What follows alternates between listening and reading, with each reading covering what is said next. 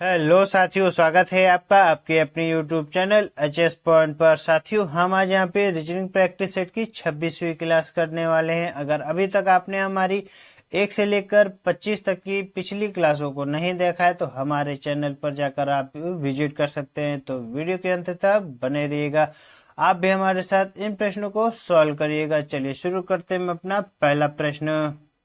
Friends, हमारे यहाँ पे पहला प्रश्न दिया गया हुआ है, निम्नलिखित श्रेणी में लुप्त संख्या दिए गए विकल्पों में से ज्ञात कीजिए। जैसे यहाँ पे दिया गया हुआ है 9, 8, 7, IHG और 6, 5, 4।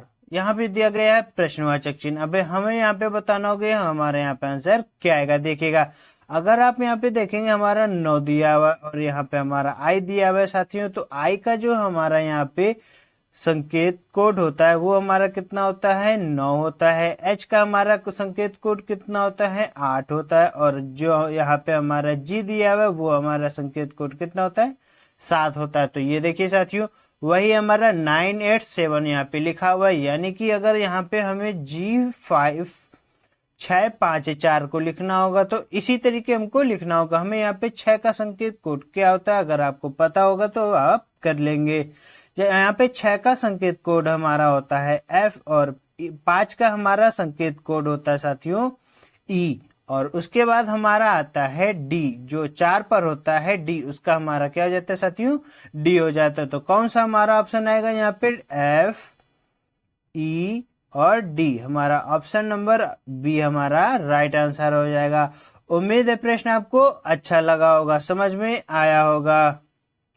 हमारा साथियों यहाँ पे अगला प्रश्न दिया गया हुआ है, नीचे प्रश्न आकृतियों में दिखाए अनुसार कागज को मोड़कर काटने तथा खोलने के बाद वह किस उत्तर आकृति जैसा दिखाई देगा। साथियों, ये प्रश्न आकृति में जो हमारा कागज दिया गया हुआ है, पहले इस प्रकार से हमारा मोड़ा गया, फिर इस प्रश्न कागज को इतना और मोड़ा गया। जब इतना मोड़ दिया गया तो एक बार और मोड़ा गया और हमारा यहाँ पे इस तरीके से मुड़ गया। और यहाँ पे अगर आप देखेंगे एक हमारा इस प्रकार का छिद्र बना हुआ छोटा सा, अब इस तरीके का बना हुआ है तो अब कैसा हमारा यहाँ पे होगा तो देखिएगा। और आप भी हमारे साथ इस प्रश्न को करने का प्रयास करिएगा। वेरी इंटरेस्टिंग प्रश्न है। देखिएगा यहाँ पे जैसे हमारा एक छिद्र हमारा यहाँ पे बन गया और दूसरा हमारा यहाँ पे कैसे कहाँ पे बनेगा आपको भी पता होगा। एक हमारा छिद्र यहाँ पे बनेगा और जब कागज को हम यहाँ से ऐसे खोलेंगे और इस तरीके खोलेंगे तो साथियों हमारा कैसे बनेगा, ये देखिएगा। एक छिद्र हमारा यहाँ पे बन जाएगा और एक हमारा साथियों यहाँ पर बन जाएगा। यानी कि हमारे 4 हो जाएंगे एक पोर्शन में। जब हमारे 4 छिद्र हमारे साथियों इस तरीके से यहाँ पे बनेंगे तो जब आगे इसको खोलेंगे तो एक छिद्र हमारा यहाँ पर बनेगा। 1 सेकंड साथियों, एक छिद्र हमारा यहाँ पर बनेगा और एक यहाँ पर बनेगा और एक यहाँ और एक यहाँ।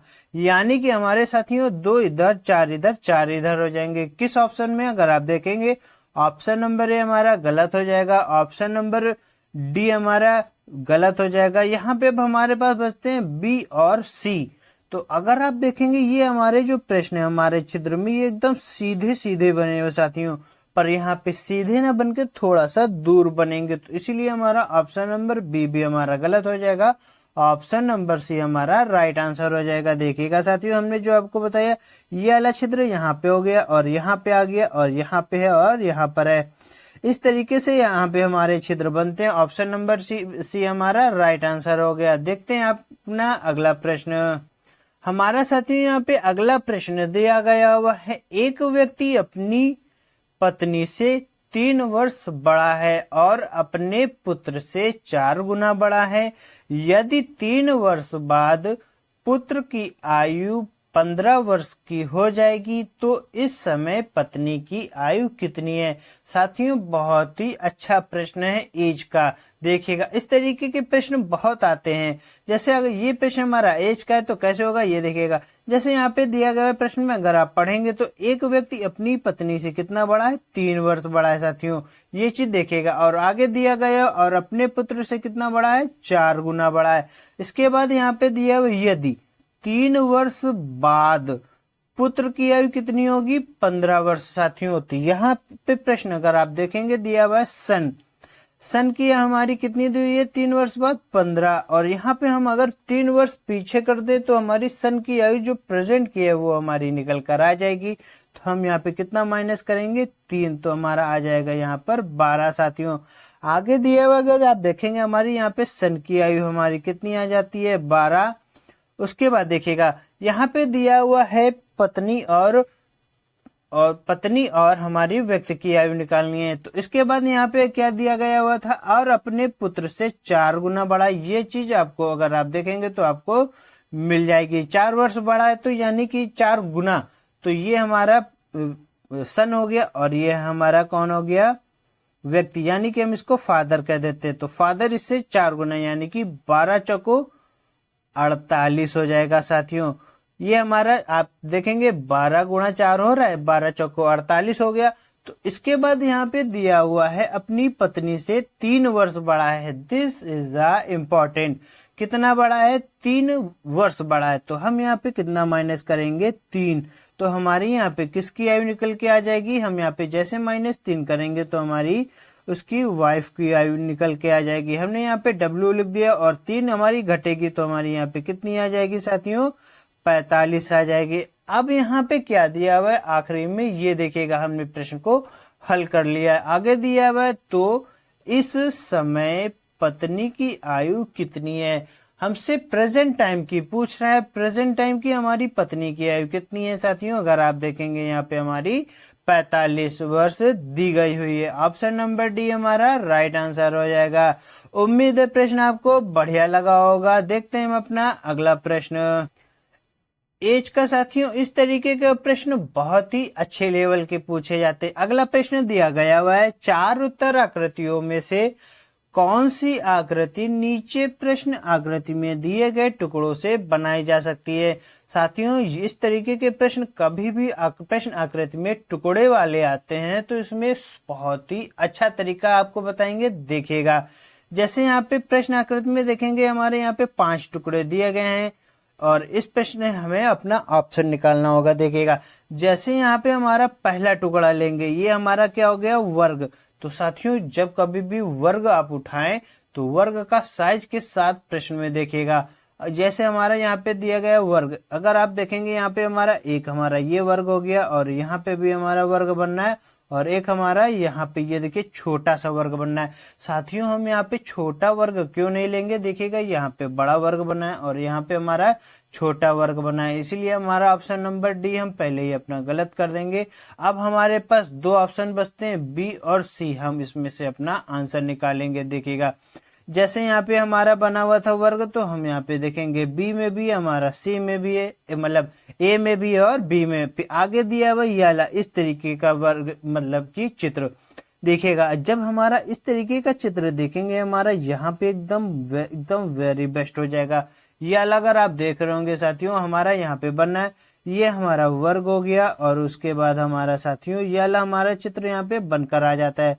आगे दिया हुआ है साथियों फिर देखेंगे हमारा इस तरीके का ये वाला ट्रायंगल दिया हुआ है। तो इस तरीके का ट्रायंगल हमारा कहाँ पे बनता है, अगर आप देखेंगे हमारा ये वाला इस वाले पोर्शन में आपको मिलेगा।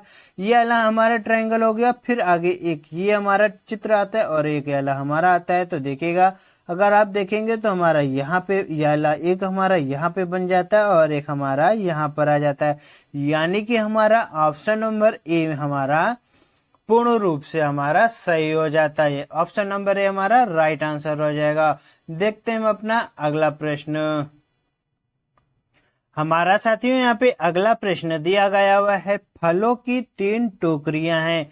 पहली टोकरी में दूसरी टोकरी से 2 गुने फल हैं, तीसरी टोकरी में पहली टोकरी के 3/4 फल हैं। आगे दिया हुआ है सभी टोकरियों में के फलों का औसत कितना है 30 है। साथियों आगे दिया गया हुआ है पहली टोकरी में कितने फल हैं। प्रश्न वेरी इंटरेस्टिंग, देखिएगा जैसे यहाँ पे दिया हुआ है फलों की 3 टोकरियां, तो हम यहाँ पे सबसे पहले क्या करेंगे अपनी यहाँ पे 3 टोकरियां बना लेंगे, 1 2 3। अब साथियों आगे देखिएगा दिया गया हुआ है पहली टोकरी में दूसरी टोकरी के 2 से 2 गुने फल हैं, यानी कि अगर यहाँ पे हमारा इसको 2x मान लें तो हमारी जो दूसरी टोकरी है उसमें कितने होंगे, हमारा यहाँ पे x हो जाएगा। आगे प्रश्न दिया हुआ है तीसरी टोकरी में पहली टोकरी के 3/4 फल हैं। साथियों अगर आप यहाँ पे देखेंगे 3/4 फल हैं, तो हम यहाँ पे ये 2x हटा दें, ये हमारा 2x हटा दे तो हम यहाँ पे इसको 4 रख दें। ये देखेगा यहाँ पे दिया हुआ है तीसरी टोकरी में पहली टोकरी के 3/4 फल हैं, तो यहाँ पे अगर हम देखेंगे ये हमारा पहली टोकरी के 3/4 है, तो हम यहाँ पे अगर 4 रख लें और यहाँ पे हम जो हमारा यहाँ पे तीसरी टोकरी है हम यहाँ पे कितना रख दें, हम यहाँ पे रख दें अपना साथियों 3। देखिएगा हम आपको अभी पूर्ण रूप से समझाएंगे इसका। देखिएगा इसके बाद यहाँ पे दिया हुआ है ये जो दूसरी लाइन, पहली टोकरी में दूसरी टोकरी से 2 गुने फल हैं, तो यहाँ पे हमारा कितना आ जाएगा, 2 आ जाएगा। तो यहाँ पे अगर आप देखेंगे क्या कर रहा था, पहली टोकरी में दूसरी टोकरी से 2 गुने फल है, दूसरी टोकरी से 2 गुने हो जाएंगे, 2 दूनी 4 हो जाएगा साथियों। अब आगे हमारा यहाँ पे प्रश्न क्या कह रहा है ये देखिएगा, जैसे यहाँ पे दे रहा है सभी टोकरियों के फलों का औसत कितना है, 30 है। अगर यहाँ पे हमें औसत निकालना है तो औसत हमारा क्या होता है, एवरेज का फार्मूला होता है कुल संख्या बटे कुल औसत। यहाँ पे साथियों यहाँ पे दिया हुआ है सभी टोकरियों के फलों का औसत कितना है, 30 है। तो देखिएगा हम अगर यहाँ पे 30 गुणे 3 कर दे तो हमारा यहाँ पे कुल फल हमारे निकल के आ जाएंगे कि हमारे पास कितने फल हैं, तो हमारे फल निकल के आ जाएंगे 90 साथियों। 30 गुणा हमने 3 किया तो हमारे टोटल फल निकल कर आगे कितने, 90। अब आगे प्रश्न को हल करेंगे, दिया गया हुआ है ये देखिएगा, जब यहाँ पे 90 रखेंगे तो 90 के बाद हमारा यहाँ पे दिया गया हुआ क्या पूछ रहा है, पहली टोकरी में कितने फल हैं। बहुत ही अच्छा प्रश्न है। अब यहाँ पे पूछ रहा है पहली टोकरी में कितने फल हैं, तो हम यहाँ पे करेंगे पहली टोकरी के फल बटे कुल फल। कुल फल हम कैसे निकालेंगे आपको बता देते, 4 2 6 6 3 9, तो हमारा यहाँ पे हो जाएगा नीचे आ जाएगा 9, और पहली टोकरी में हमारे 4 फल हैं तो हम यहाँ पे करेंगे 9 दाम का 90, 10 चक्को हमारा कितना हो जाएगा, 10 चक्को हमारा 40 हो जाएगा।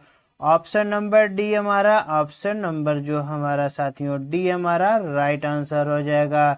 उम्मीद है प्रश्न आपको बढ़िया लगा होगा। देखते हैं अपना अगला प्रश्न। इस प्रश्न का आंसर आप हमें कमेंट बॉक्स में बताइएगा। ये प्रश्न आपके लिए होमवर्क है साथियों।